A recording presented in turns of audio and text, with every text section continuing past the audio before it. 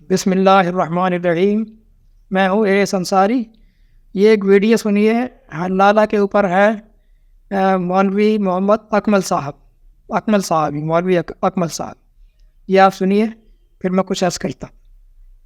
کسی نے پوچھا کہ کہا ہے کہ یہ حلالہ کروانا لڑکی پر ظلم ہوتا ہے، کیا حکم شرع ہوگا؟ دیکھیں، یہ اس طرح کے اپنی عقل کے بلبوتے پر شرعی معاملات کے اندر زبان درازی کرنا وہی کرتے ہیں کہ جو یا تو بالکل جاہل ہوتے ہیں، یا یہ دانشور قسم کے اپنے آپ کو کہلانے والے جو سمجھتے ہیں، جن کو دین کی ABC بعض اوقات نہیں آتی۔ معذرت کے ساتھ ہر دانشور کے بارے میں نہیں کہہ رہا ہوں، بہت اچھے سلجھے ہوئے بہت اچھے لوگ ہیں ہمارے پاکستان میں، لیکن بعض ایسے ہوتے ہیں جن کو اپنے اس دنیاوی تعلیم پر اتنا گھمنڈ ہوتا ہے کہ وہ ہر دیندار کو، چاہے وہ عالم و مفتی ہوں، ان کو بالکل حقیر سمجھتے ہیں۔ اور اس کی علامت یہ ان کی زبان پر ان کے لیے ہمیشہ ایک لفظ ہوگا، مولوی صاحب نے کہا، یہ مولوی یہ کہہ رہا ہے۔ حقارت کے ساتھ ذکر کرتے ہیں تاکہ سننے والی عوام بھی یہ سمجھے کہ حضرت تو 7ویں آسمان پر ہیں، اور امامے والے داڑھی والے علماء مفتیان کرام یہ بڑے حقیر ہیں، ان کو مولوی سے تعبیر کرو، بس یہ مولوی نے ایسا کہا، مولوی نے ایسا کہا۔ اور اگر یہ سامنے بیٹھ جائیں، جس دن یہ سامنے بیٹھ گئے کسی اہل علم کے، تو وہ اچھی طریقے سے سبق یاد دلا دے گا کہ ہم لوگ جتنا علم پڑھتے ہیں، اللہ کا بڑا کرم ہے، اس کا تو یہ میرے خیال میں 10% بھی نہیں پڑھتے ہوں گے۔ لیکن بہرحال تو اس طریقے سے اگر کسی نے یہ جملے کہے ہیں، یہ غلط جملے ہیں۔ حلالہ کا مطلب یہ، اگر کوئی غلط طریقے سے کر رہا ہے تو اس طریقے کو غلط کہیں۔ حلالہ ہے کیا؟ اگر کوئی شخص 3 طلاقیں دے دیتا ہے، اللہ تعالیٰ فرماتا ہے فَإِن طَلَّقَهَا فَلَا تَحِلُّ لَهُ مِن بَعْدُ حَتَّى تَنكِحَ زَوْجًا غَيْرَهُ، کہ پھر اگر شوہر بیوی کو تیسری طلاق دے دے تو یہ عورت پہلے شوہر کے لیے اس وقت تک حلال نہ ہوگی جب تک کہ اس کے علاوہ کسی اور شخص سے نکاح نہ کر لے۔ اور نبی کریم صلی اللہ علیہ وسلم کے پاس ایک خاتون آئی، انہوں نے کہا کہ میرے شوہر نے 3 طلاقیں دی، میں نے دوسرے شخص سے نکاح کیا، ابھی ہمارا جسمانی تعلق قائم نہیں ہوا، میں پہلے شوہر کے پاس جانا چاہتی ہوں، کیا جا سکتی ہوں؟ سرکار نے فرمایا کہ نہیں، تم اس وقت تک پہلے والے کے لیے حلال نہ ہوگی جب تک یہ دوسرا شوہر تمہارا اور تم اس کا کچھ شہد نہ چکھ لو۔ سرکار نے کنایتاً یہ شرم کے ساتھ یہ الفاظ ادا فرمائے، مراد یہ کہ تمہارا جسمانی تعلق ہونا ضروری ہے۔ اب پہلے میں بتاتا ہوں کہ طلاق کیا ہے، پھر میں حلالہ پر کچھ عرض کروں گا۔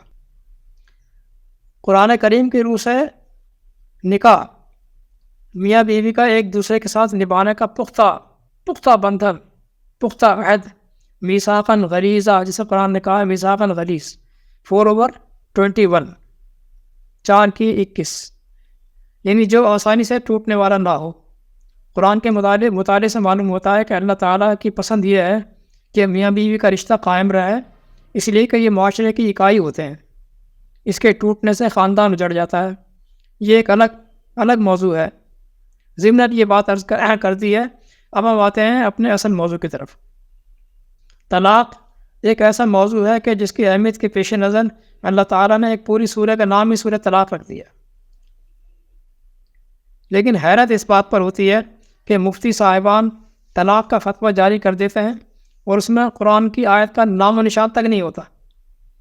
یعنی قرآن نے اس کو میٹر کو اتنا اہمیت دی ہے کہ ایک پورے جو ہے سورہ رکھ دی، اس کے لیے پورا چیپٹر رکھ دیا، لیکن مفتی صاحبان ان کے فتوے میں نام و نشان تک نہیں ہوتا۔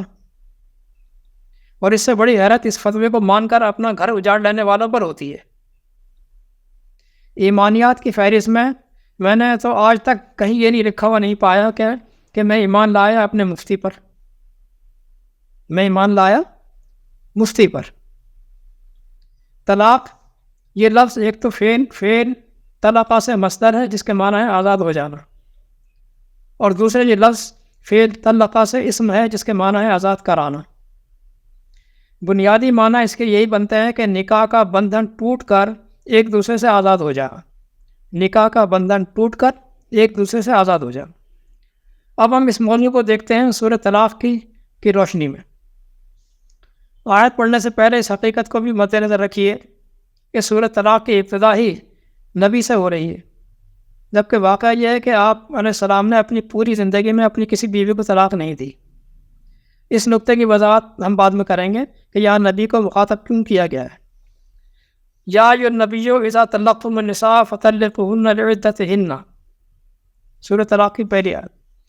اے نبی، جب آپ عورتوں کو طلاق کرایا کریں تو ان کی عدت کی مدت کو مد نظر رکھ کر کرایا کریں، عدت کی مدت کو درمیان میں رکھ کر یہ طلاق کا فیصلہ کرایا کریں۔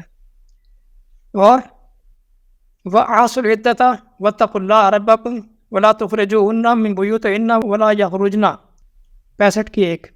اے نبی جب آپ عورتوں کو طلاق کرایا کریں تو ان کی عدت کی مدت کو مد نظر رکھ کر کرایا کریں اور اللہ سے ڈرتے رہیں جو تم سب کا رب ہے، اور عدت کی گنتی کو یاد رکھیں، اور ان عورتوں کو ان کے گھروں سے مت نکالو اور نہ وہ خود ہی نکلیں۔ یہ اللہ کی حدیں ہیں کہ نہ مرد عورت کو گھر سے نکالے اور نہ ہی عورت خود سے باہر گھر سے نکلے۔ بس جو کوئی بھی ان حدود کو پامال کرے گا تو اپنا ہی نقصان کرے گا۔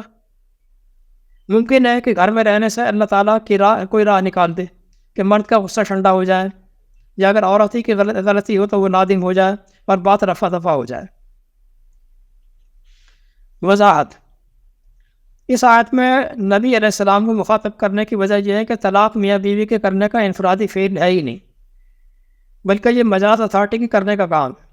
یعنی یہ ڈسپیوٹ جائے گا اتھارٹی کے پاس، پھر اتھارٹی جو ہے وہ فیصلہ دے گی، دونوں کو بٹھائے گی، سمجھائے گی، اور اس کے بعد اگر نہیں مسئلہ حل ہو رہا ہوگا تو پھر فیصلہ دے گی، اتھارٹی فیصلہ دے گی۔ اس وقت کی مجاز اتھارٹی خود نبی علیہ السلام تھے، اور تمام مومنین کو یہ حکم ہے کہ وہ مومن ہو نہیں سکتے جب تک وہ اپنے آپس کے باہمی تنازعات میں آپ سے رجوع نہ کریں، یعنی اے رسول آپ سے رجوع نہ کریں۔ 4:65 فَلَا وَرَبِّكَ لَا يُؤْمِنُونَ حَتَّىٰ يُحَكِّمُوكَ فِي مَا شَجَرَ بَيْنَهُمْ ثُمَّ لَا يَجِدُوا فِي أَنفُسِهِمْ حَرَجًا مِّمَّا قَضَيْتَ وَيُسَلِّمُوا تَسْلِيمًا۔ اس کی پھر آپ کی بات کو جو آپ نے فیصلہ کر دیا اس کی بات کو برضا ورغبت تسلیم کریں، جب تک مومن نہیں ہو سکتے۔ اور طلاق سے بڑا باہمی تنازع اور کیا ہو سکتا ہے؟ لہذا جیسا کہ ہم نے کہا تھا کہ طلاق اسم ہونے کی جہت سے اس کے معنی طلاق کرانا بھی ہے، لہذا یہ فعل مجاز اتھارٹی کے کرنے کا کام ہے کہ فریقین میں طلاق کرائے۔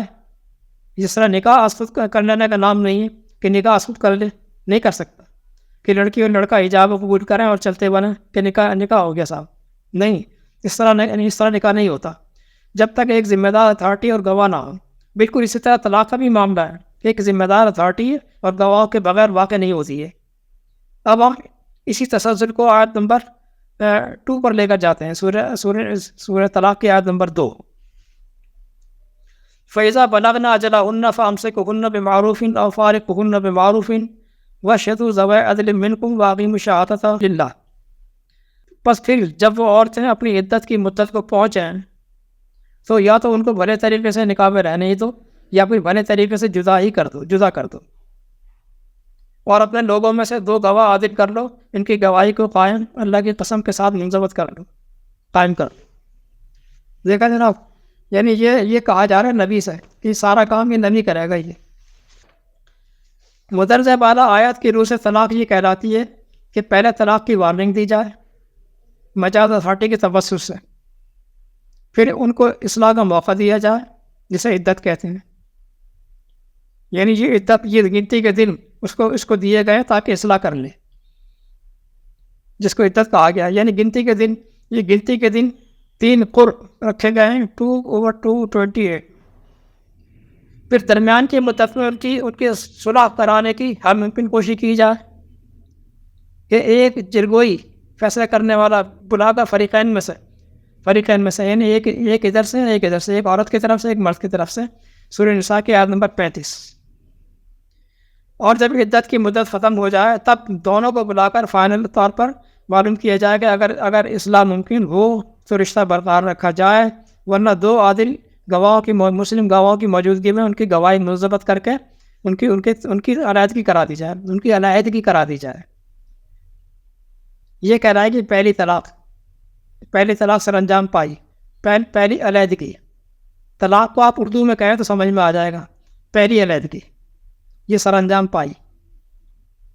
کسی بھی کام کا آغاز اس کا سر کہلاتا ہے اور کام کا اختتام اس کا انجام کہلاتا ہے، سر انجام۔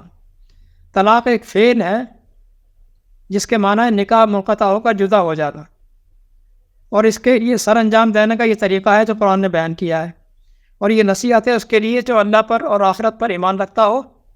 65 جو ایمان نہیں رکھتا کافر ہے، وہ جو مرضی کرتا پھر ملا کے بہکاوے میں آ کر۔ طلاق ایک فعل ہے، قول نہیں ہے، یہ آپ سمجھیے، فعل ہے، قول نہیں، کہنے کی بات نہیں، یہ تو کرنے کا کام ہے۔ کوئی میں نے تو یہ 3 مرتبہ طلاق دی، اس سے بڑی جہالت شاید ہی مذہبی دنیا میں کوئی اور ہو۔ ایک ہی فعل بیک وقت 3 مرتبہ کیسے انجام پا سکتا ہے؟ اگر کوئی یہ کہے کہ میں نے اپنا گھر 3 مرتبہ بیچ دیا، اپنا گھر 3 مرتبہ بیچ دیا، جبکہ خریدا پہلی مرتبہ تھا، خریدا صرف 1 مرتبہ تھا، تو مد مقابل اس کو یہی مشورہ دے گا کہ بھائی جا اپنے دماغ کا علاج کرا، پہلی مرتبہ خریدا، پہلی مرتبہ بیچ دیا، یہ تو سمجھ میں آتا ہے، دوسری مرتبہ اسے کیسے بیچے گا؟ خریدے گا تب بیچے گا نا، یہ بغیر خریدے ہی بیچ دے، دوسری مرتبہ بھی بیچ دے گا اور پھر تیسری مرتبہ بھی بیچ دے گا۔ اسی طرح طلاق ایک فعل ہے جس کو سر انجام اس طرح دیا جاتا ہے جیسے قرآن نے سورۃ طلاق میں بتایا۔ ان تمام مراحل سے گزر کر یہ فعل طلاق یعنی میاں بیوی کی شرعی اور قانونی علیحدگی یہ سر انجام پاتی ہے، سر انجام پا گئی پہلی مرتبہ۔ اب دوسری مرتبہ اور پھر تیسری مرتبہ کس کو طلاق دے گا؟ اب کس کو دے گا؟ وہ تو علیحدگی ہو گئی، کس کو طلاق دے گا؟ در و دیوار کو دے گا یا محلے کی عورتوں کو دے گا کہ دوسری مرتبہ بھی دے دی اور تیسری مرتبہ بھی دے دی؟ 3 طلاق کا کیا مطلب ہے یہ ملاحظہ کیجئے۔ الطلاق مرتان ہے 2/229۔ بیوی کو قانونی اور شرعی طور پر چھوڑ دینا، علیحدہ کر دینا 2 مرتبہ تک تو ٹھیک ہے، فَإِمْسَاكٌ بِمَعْرُوفٍ اور تَصْرِيحٌ بِإِحْسَان، لیکن پھر تیسری مرتبہ یا تو اس کو معروف اور بھلے طریقے سے نکاح میں رہنے ہی دو اور یا پھر اس کو بھلائی کے ساتھ چھوڑ ہی دینا ہے۔ پھر فَإِن طَلَّقَهَا، پھر اگر اس کو تیسری مرتبہ علیحدہ کر ہی دیا ہے، فَلَا تَحِلُّ لَهُ مِن بَعْدُ حَتَّىٰ تَنكِحَ زَوْجًا غَيْرَهُ 2/229، تو پھر وہ اس کے لیے حلال نہ ہوگی جب تک وہ عورت اس کے علاوہ کسی غیر سے، کسی دوسرے مرد سے نکاح نہ کر لے۔ نکاح کر لے، دیکھیں یہ لفظ سب یاد رکھیے، قرآن کے اندر نکاح، حلالہ نہیں کہا ہے اس نے، حلالہ کی میں بات میں بتاتا ہوں، نکاح کر لے، اس نے کئی نکاح کہ حلالہ کر لے، کہ ملا کو یا اللہ کے الفاظ پسند نہیں آ رہے ہیں کیا؟ جو اس نے لفظ گڑھ لیا حلالہ جو قرآن میں ہے ہی نہیں کہیں، نکاح کر لے، اس کا مطلب ہے صاف ہے کہ اس سے پہلے وہ اسے دوسری اور تیسری مرتبہ نکاح کرتا رہا تھا لیکن اب نہیں کر سکتا۔ پہلی مرتبہ نکاح، پہلی مرتبہ طلاق دے کر علیحدہ کر دیا، دوسری مرتبہ نکاح کیا، دوسری مرتبہ طلاق دے کر علیحدہ کر دیا۔ اگر نوبت آ گئی تو دوسری مرتبہ نکاح کر لیا، اب 2 مرتبہ طلاق دے دی، اب تیسری مرتبہ اگر نکاح کر لیا تو اب طلاق دینے سے پہلے 100 بار سوچ لے، اب یا تو بھلے مانسوں کی طرح اسے نکاح میں رہنے ہی دے اور یا پھر بھلے آدمیوں کی طرح سے ہمیشہ کے لیے چھوڑ ہی دے۔ اب اس کے بعد وہ مزید اس کے لیے حلال نہ ہوگی جب تک اس کے علاوہ کوئی دوسرا مرد اس سے نکاح کر لے، وہ کسی اور مرد سے نکاح نہ کر لے۔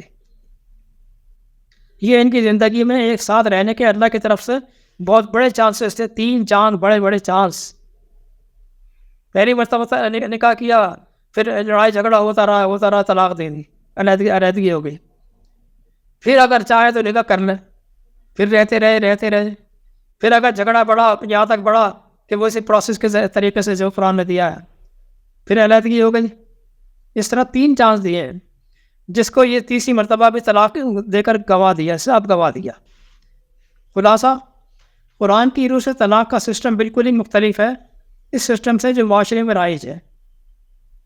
احناف کا تو سرے سے ہی باطل ہے، غلط بالکل، لیکن اہل حدیث حضرات کا بھی قدرے بہتر ہے، لیکن قرآن کے وہ بھی خلاف ہے۔ قرآن کی روح سے طلاق فریقین کا انفرادی عمل ہے ہی نہیں، بلکہ طلاق کا فیصلہ تیسرا فریق یعنی ذمہ دار اتھارٹی کرتی ہے۔ اس تمام مذاہب میں عدت طلاق کے بعد ہے، لیکن قرآن کی روح سے یہ طلاق سے پہلے ہے۔ پہلے طلاق کی وارننگ دی جائے گی، پھر عدت کا دورانیہ، اس کے بعد فائنل طلاق۔ اس کا مقصد فریقین کو ایک چھت کے نیچے رکھ کر اصلاح کے مواقع فراہم کرنا ہے۔ یہ جناب عالی تھی طلاق قرآن کی روح سے۔ اب ہم بات کرتے ہیں حلالہ پر۔ یہ صاحب جو ہے مفتی صاحب یہ فرما رہے ہیں حلالہ۔ اب آپ یہ ٹون کرتے ہیں کہ وہ دوسرے مسٹر آ جاتے ہیں اور ہم تو بہت قابل لائق فائق ہیں، بہت عالم فاضل ہیں۔ حلالہ کیا ہوتا ہے جناب؟ ذرا بتائیں گے آپ؟ حلالہ تو کوئی لفظ ہی نہیں ہے، حلالہ ہے، لام مشدد ہے، لام مشدد، حلالہ باب تفعیل سے، لیکن قرآن میں نہیں ہے، یہ لفظ قرآن میں نہیں ہے۔ اگر تیسری مرتبہ بھی کسی عورت کی علیحدگی ہو جائے اپنے شوہر سے تو پھر قرآن نے اس کو اس شوہر پر حلال ہونے کی شرط یہ رکھی ہے کہ وہ کسی اور سے نکاح کا ہے، حلالہ نہیں، حلالہ نام کی کوئی چیز نہیں ہے، یہ ملا کی ایجاد ہے جناب، یہ ملا کی ایجاد ہے۔ اگر نکاح کہے گا تو اس ملا، ان کو مولوی کہنے پہ بھی چڑ ہو رہی نا، ہم ان کو ملا کہہ رہا ہوں میں، یہ ہے اس قابل یہ ملا۔ اگر نکاح کہے گا تو ملا کی حرام کاری کرنے کا دروازہ بند ہو جائے گا، جو حرام کاری کرتا ہے نا یہ، اس کا دروازہ بند ہو جائے گا، کیونکہ نکاح کی تو وہی شرائط ہیں جو قرآن نے رکھی ہیں کہ اس میں یہ طے نہیں ہوتا کہ کتنے دن بعد چھوڑ دے گا، نکاح میں تو یہ طے نہیں ہوتا کہ کتنے دن بعد چھوڑ دے گا، وہ تو قرآن کی سے مضبوط بندھن ہے جو موسرین غیر مسافحین کہہ کر اس نے کہا ہے، 5 کی 5 موسرین غیر مسافحین، پختہ معاہدہ دائمی حساب میں رکھنے کے لیے کیا جاتا ہے۔ پھر ساتھ میں اتنی بڑی بات اور بھی کہہ دی کہ غیر مسافحین، غیر مسافحین صرف سیکسل انٹرکورس کرنے کے لیے نہیں، جبکہ ان کا حلالہ تو ہوتا ہے اس مقصد کے لیے، ہم بتا رہے تھے نا، یہ ان کا حلالہ تو ہوتا ہے اس مقصد کے لیے۔ بس کوئی ملا سے کیوں نہیں پوچھتا کہ قرآن نے حلالہ کرانے کا کب کہا ہے؟ اللہ کو بھی تو عربی آتی ہے نا، نہیں آتی ہے؟ اس نے تو نہیں کہا، اس نے تو نکاح کہا ہے، کب کہا ہے، کہاں لکھا ہے؟ وہ تو سیدھی نکاح کی بات کر رہا ہے، حتیٰ تنکح زوجا غیرہ 230، وہ عورت اس سے نکاح نہیں کر سکتی جب تک کہ وہ عورت اس کے علاوہ کسی دوسرے سے نکاح نہ کر لے۔ قرآن نے حلالہ کا نہیں کہا، ملا کو یہ قرآن لفظ پسند نہیں آیا، کیا دال میں کالا ہے جناب؟ کیا دال میں کالا ہے؟ کیا مقصد ہے آپ کا؟ یہ قرآن الفاظ لفظ پسند کیوں نہیں آ رہا آپ کو؟ یہ کہاں سے لے کر آ گئے حلالہ؟ بتائیے گا ذرا پبلک کو۔ والسلام۔